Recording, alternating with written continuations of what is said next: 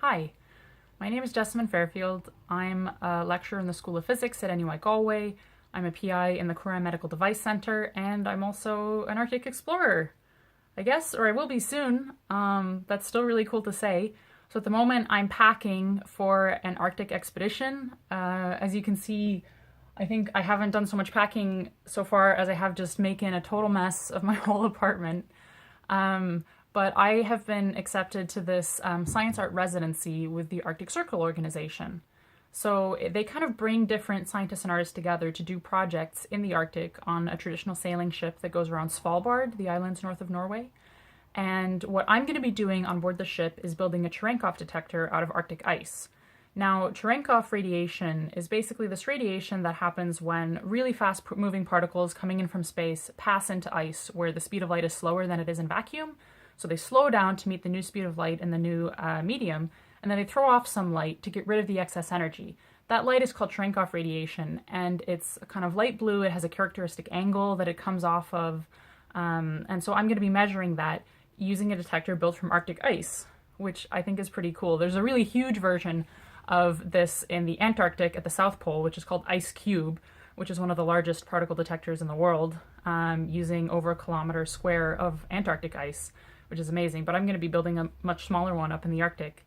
So far, my prep is going pretty well. I think that I am well served by my past as a Girl Scout. Back in the US, I was a Girl Scout until I was 16 or so I would have done a lot of camping, backpacking trips where you have to really think about what is everything that you're going to need, how are you going to survive in this environment, you know, bringing things like a Swiss Army knife, emergency blanket, a whistle, so you can whistle, I guess.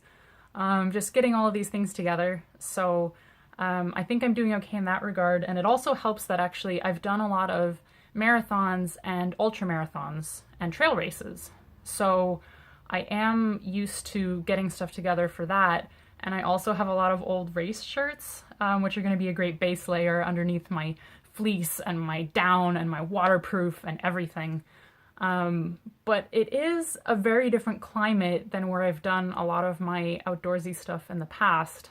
A lot wetter, a lot colder, and so I am having to get some new gear for that. I bought these waterproof muck boots that are rated for Arctic temperatures, which are like knee-high, extremely waterproof, extremely warm.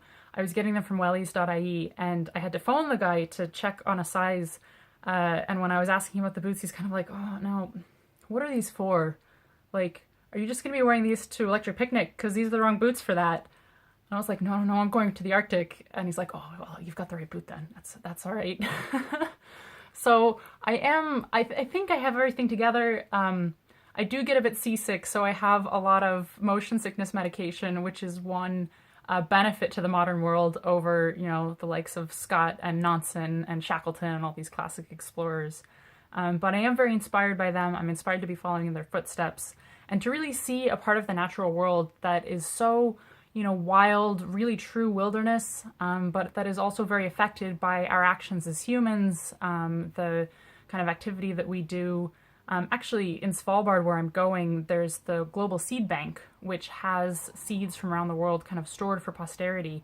And it was placed there because it was thought in the permafrost that it would be a very secure and long-lasting location. And it recently flooded, partially because of melting permafrost. So we're changing the climate even in the places that we have no access to whatsoever.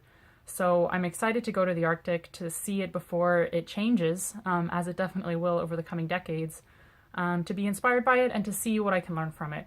So thanks for listening.